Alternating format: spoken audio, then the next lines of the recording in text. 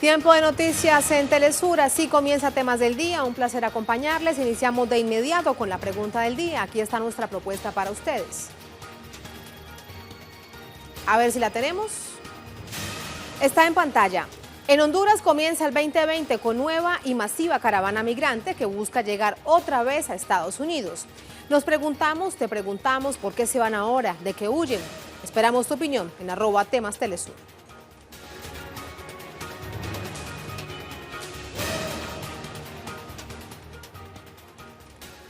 Precisamente ese es nuestro primer tema del día. En Honduras, la Fuerza de Seguridad iniciaron la represión contra la caravana de migrantes que salía este miércoles desde San Pedro Sula, más de nuestro segundo tema del día, aquí ya con las imágenes. Con gases lacrimógenos fue recibida el grupo más pequeño de la caravana en la frontera de Corinto entre Honduras y Guatemala. Las fuerzas de seguridad hondureñas arremetieron contra hombres, mujeres y niños que partieron esta madrugada en la primera gran movilización de migrantes de este 2020. Diversos voceros de la gran marcha de más de 2.000 personas han señalado que la caravana migrante se convocó por la continua desatención del gobierno de Juan Orlando Hernández, así como por altos niveles de pobreza, inseguridad, violencia, corrupción que existe en el país. Organizaciones sociales señalan que la escasez de empleo obliga a las personas a huir de esta nación. Más de esta situación a esta hora vía telefónica con nuestra corresponsal en Honduras, Gilda Silvestrucci. Gilda, es lo que hemos visto a través de las imágenes, esta primera arremetida por parte de la fuerza pública en plena frontera entre Honduras y Guatemala, más a esta hora.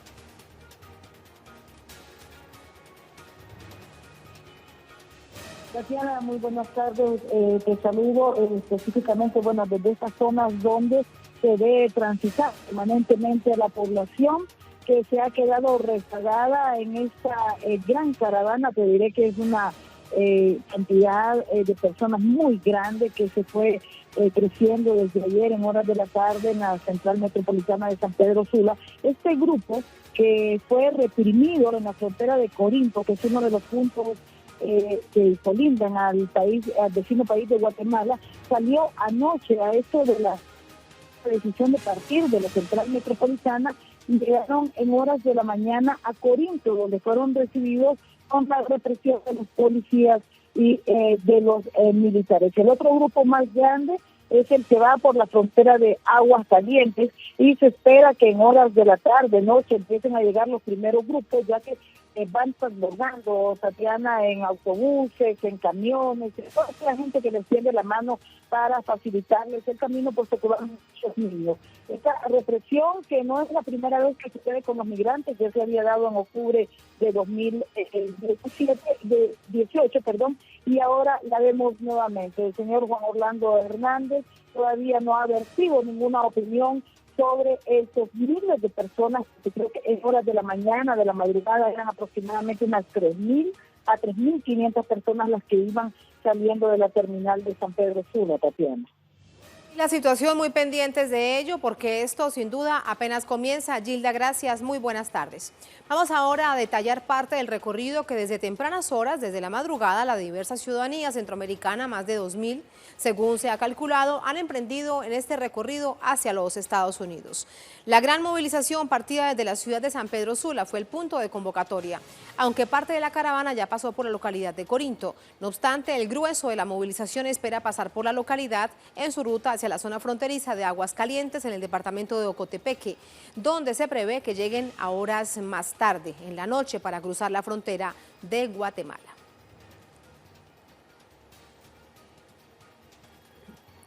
Entre los miles de hondureños que han salido en horas de la madrugada de este miércoles en esta caravana, la primera del 2020 con rumbo a Estados Unidos, se encuentran familias completas que huyen de la violencia, de la crisis económica que atraviesa esta nación centroamericana.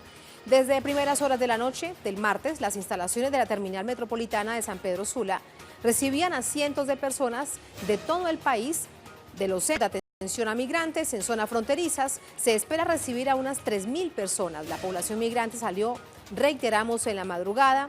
Hay mujeres, hay madres, hay mujeres embarazadas, hay muchos jóvenes. Los migrantes han asegurado que ya no hay nada que hacer para lograr la sobrevivencia en Honduras. Algunos grupos se organizaron desde sus comunidades para viajar juntos, mientras que el grupo más grande avanza hacia la frontera de Aguascalientes.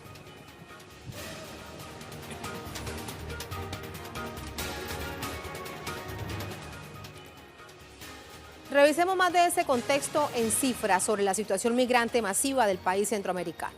El gobierno hondureño reveló que en los últimos 15 meses más de 20.000 connacionales han salido del país en caravanas. De ellos, la mayoría fue deportada, casi 5.000 espera en México a que Estados Unidos informe sobre la solicitud de asilo. En 2018 salió la primera caravana de migrantes centroamericanos con más de 3.000 personas, en un hecho considerado por muchos sin precedentes en la historia de la región. Mientras que en 2019 el gobierno mexicano informó que 80.000 hondureños pidieron asilo político.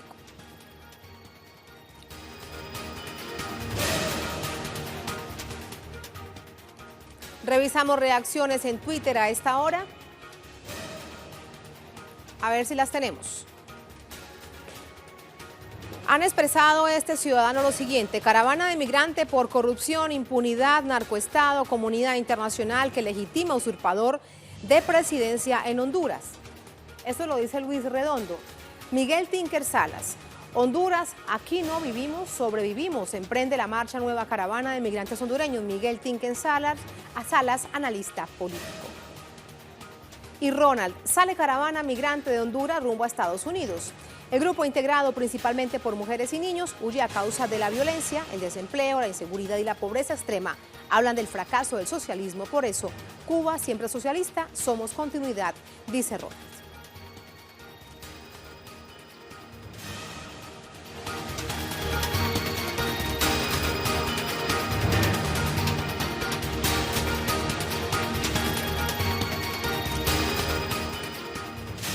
Precisamente allí está nuestra pregunta del día, del primer tema en temas del día. En Honduras comienza el 2020 con nueva y masiva caravana migrante que busca llegar otra vez a Estados Unidos. ¿Por qué se van ahora? ¿De qué huyen? Esperamos tu opinión aquí en Temas Telesur.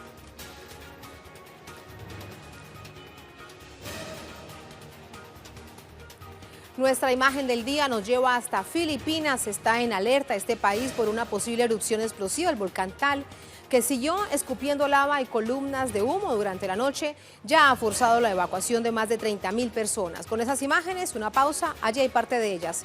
Ya venimos con más.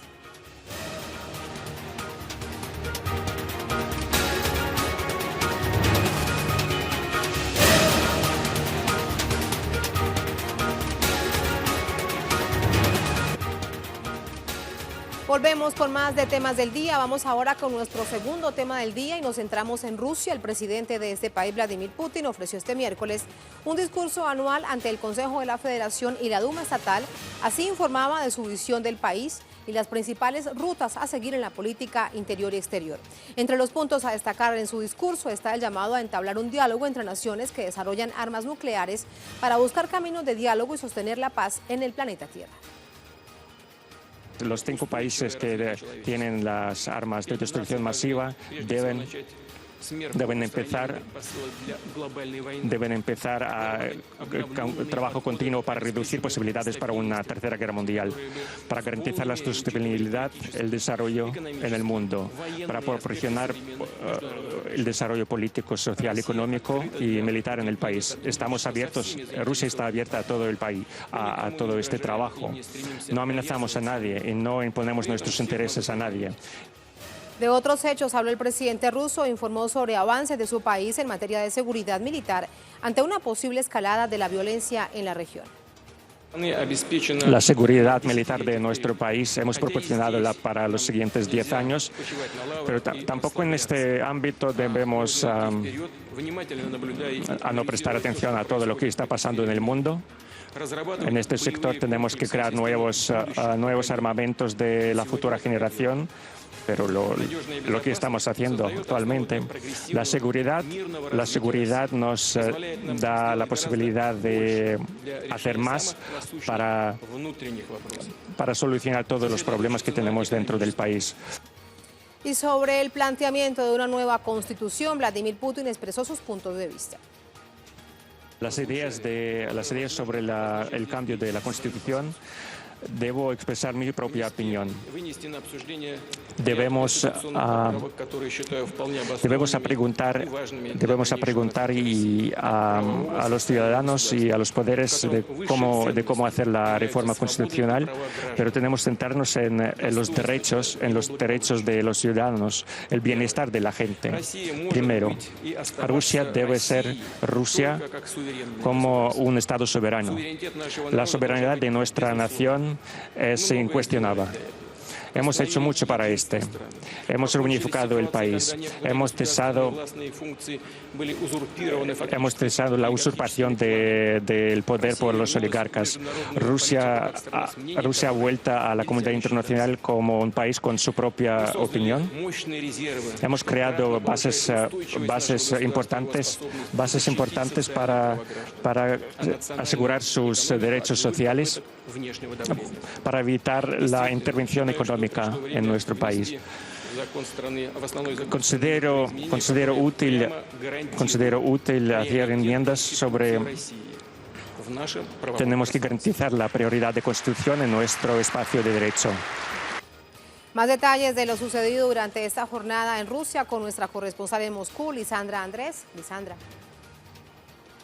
Sí, gracias, colega. Un saludo para ti y para todos los que a esta hora se informan con Telesur. El presidente ruso Vladimir Putin anunció su propuesta para primer ministro de esta nación al jefe de Servicio Federal de Impuestos, Mikhail Mishustin, tras el anuncio de la renuncia de Dmitry Medvedev y todo su aparato de gobierno, unas horas después de que el presidente ruso pronunciara su discurso a la nación ante ambas cámaras de la Asamblea Federal, donde dio a conocer su intención de someter a votación popular una serie de reformas constitucionales. Medvedev consideró que de ser aprobadas estas reformas no solo modificarían artículos importantes de la Carta Magna de esta nación, sino que también supondrían un nuevo balance entre los poderes ejecutivo, legislativo y judicial, y por tanto era su responsabilidad y de todo su aparato de gobierno dejar que en manos del presidente de esta nación todas este tipo de decisiones importantes, y renunciaron de acuerdo al artículo 117 de la Carta Magna rusa.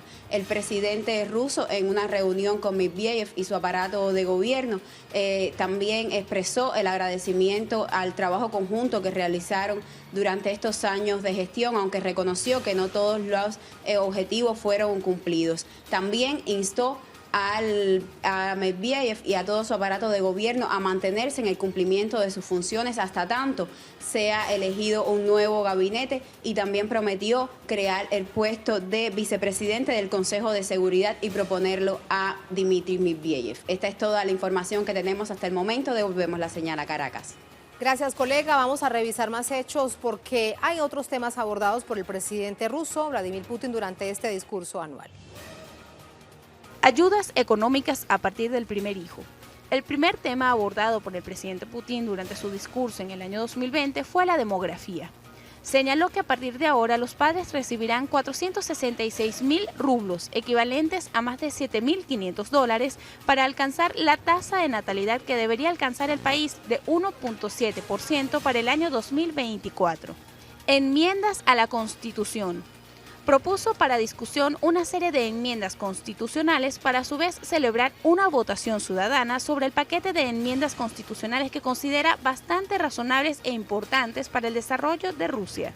Acceso gratuito a los servicios de Internet nacionales.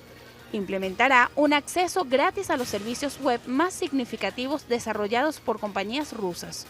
Rusia es líder en el desarrollo de armas modernas. Por primera vez en la historia, Rusia se ha convertido en un líder mundial en el campo de armamento.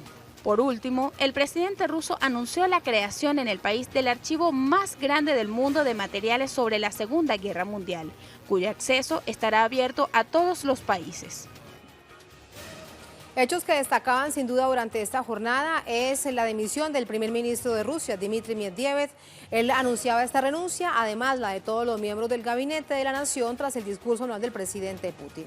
El primer ministro señaló que es apropiada la dimisión del tren del gobierno en el marco de la propuesta de enmienda constitucional señalada por parte del presidente Putin. El primer ministro enfatizó que cuando las enmiendas se adopten, estas traerán cambios significativos para la sociedad rusa y el equilibrio de poderes del Ejecutivo, Legislativo y Judicial. La dimisión en pleno del gabinete ruso se ajusta a lo dispuesto en el artículo 117 de la Constitución de la Nación.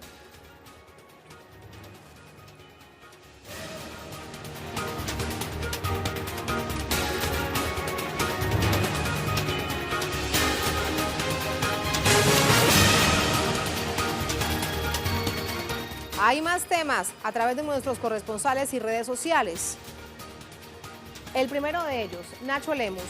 2020 puede determinar el futuro de la sobrevivencia indígena en Brasil. Bolsonaro tiene listo un proyecto que pretende ceder las tierras indígenas a la minería, agronegocio y proyectos hidroeléctricos. Los indígenas se reúnen en Mato Grosso y prometen responder. Saludos, el cacique Raoni, una de las figuras más emblemáticas para la representación de los pueblos indígenas de Brasil, ha reunido más de 450 líderes indígenas en el encuentro de los pueblos Mebengocre. Esto ocurre a las orillas del río Xingu, en el estado de Mato Grosso, uno de los estados emblema del avance del agronegocio, pero también de la resistencia indígena contra estas actividades extractivistas. Esto ocurre con el fin de detener las políticas y las medidas de ataque del gobierno de Jair Bolsonaro contra los pueblos indígenas. Hay que recordar que se prevé para este año y ya ha indicado el gobierno brasileño que tiene listo un proyecto en el que liberará los territorios indígenas, las tierras indígenas demarcadas para actividades como la agropecuaria a gran escala, la minería, el uso de hidroeléctricas y también diversas actividades de uso comercial de la tierra contra los derechos de los pueblos indígenas. Es por eso que se han reunido y se mantienen reunidos en este momento los indígenas brasileños para tomar medidas para contrarrestar estos ataques por parte del presidente brasileño y del gobierno brasileño de Jair Bolsonaro. De Brasil vamos ahora a Venezuela con Leonel Retamal. La Mesa de Diálogo Nacional busca incorporar más sectores sociales para contribuir al destrabar la inacción de la Asamblea Nacional, sacar del desacato al Poder Legislativo de Venezuela. Este miércoles sesionó aquí en Caracas la Mesa de Diálogo Nacional que reúne sectores de la oposición junto a representantes del gobierno. Llevan trabajando alrededor de 3 meses en diversas propuestas para el país. La tabla para el día de hoy estuvo centrada en los llamados que hizo el presidente Nicolás Maduro en su memoria y cuenta que entregó el día de ayer, en que reitera el llamado al diálogo de todas las partes, especialmente los sectores de la oposición que están enfrentados actualmente por la presidencia de la Asamblea Nacional. Recordemos que la nueva directiva fue elegida el pasado 5 de enero, pero el expresidente Juan Guaidó todavía reclama la presidencia.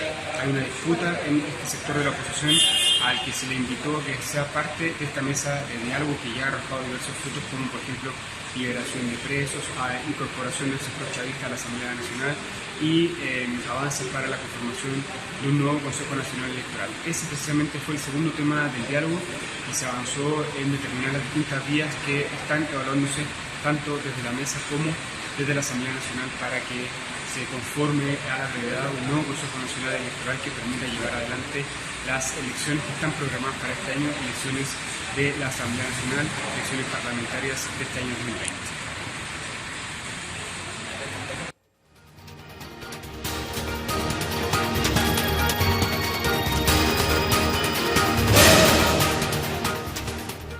Nuestro tema en desarrollo se registra esta jornada en Bolivia. En este país aumenta la persecución política, la persecución judicial. El ministro del presidente Evo Morales, Carlos Romero, fue trasladado a celdas judiciales luego de acogerse a su derecho al silencio en su declaración informativa por el supuesto caso de corrupción. Esto sucede tras ser detenido a víspera por las autoridades de facto tras varios días de acoso por parte de grupos civiles llamados paramilitares al servicio del gobierno de facto. Y en paralelo, la Sala Plena del Tribunal Constitucional Plurinacional falló a favor de la ampliación del mandato de la golpista Yanine Áñez, los asambleístas nacionales, autoridades subnacionales. Vamos a ampliar la información con nuestro corresponsal Freddy Morales vía telefónica. Freddy, primero preguntarte sobre la situación del ministro Romero. Muy buenas tardes.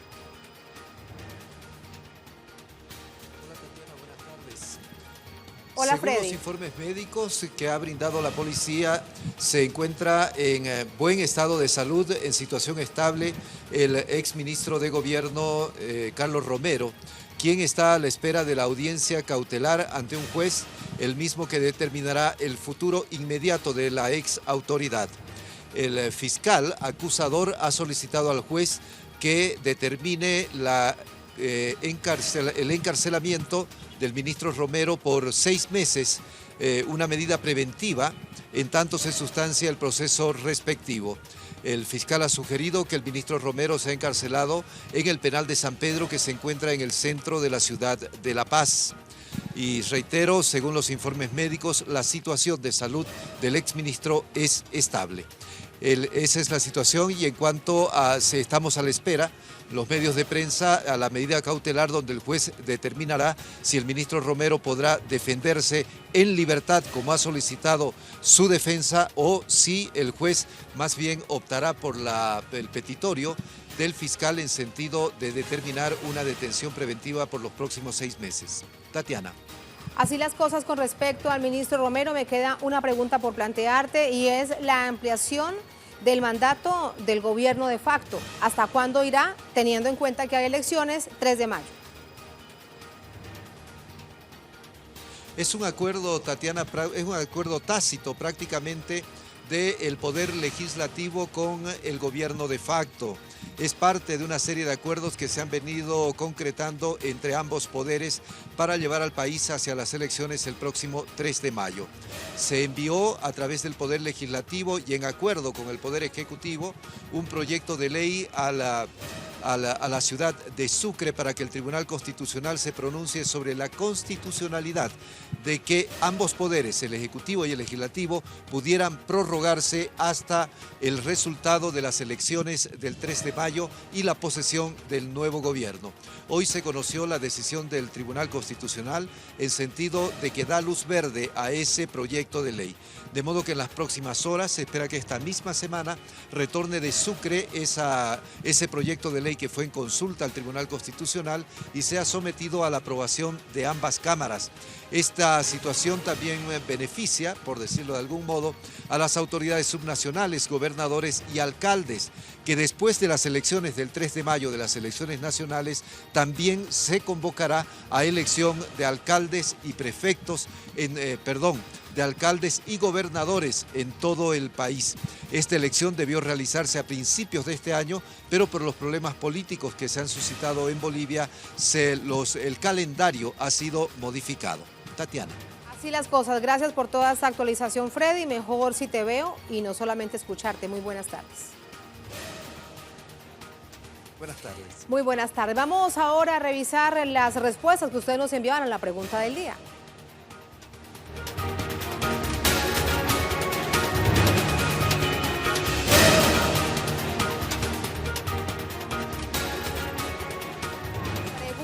Que les planteábamos al inicio del programa: en Honduras comienza el 2020 con nueva y masiva caravana migrante que busca llegar otra vez a Estados Unidos. ¿Por qué se van ahora? ¿De qué huyen? Aquí está tu opinión. Guillermo Lescano: Donald John Trump le entregó mucho dinero a Juan Orlando Hernández, sin embargo la gente se va a México, es mi reflexión. Seguimos. Faraz con Cuba: se van porque las condiciones de inseguridad y colapso económico no solo no han cambiado, han empeorado. Gracias, Faraz. Wilmer Castro: se van porque el injerencismo neonazista gringo en el Ejecutivo ha sido nefasto por décadas para el pueblo hondureño. Ibis Vázquez: el fracaso de un modelo económico fallido, querida Tatiana, faltan oportunidades, carencia de los más elementales servicios para tener una vida digna. Consecuencias de tener en el gobierno a un miserable, fraudulento, dictador, ladrón, asesino, narcotraficante. Injerencia gringa, la opinión de Ibis Vázquez. Un tuit más: Alex Ausliv: huyen de la pobreza, violación masiva de sus derechos humanos, de las narcodictaduras que le reprimen, huyen del cacareado modelo democrático impulsado por Washington. Lo acompaña con 3 fotografías muy claras de la política exterior del presidente Juan Orlando Hernández.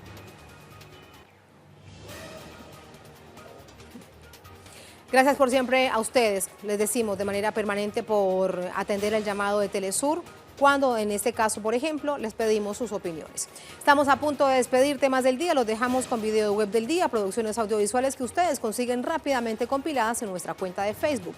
Cada 15 de enero, Cuba celebra el Día de la Ciencia. Hoy les mostramos un material a propósito de la fecha. Hasta la próxima, sigan con nosotros.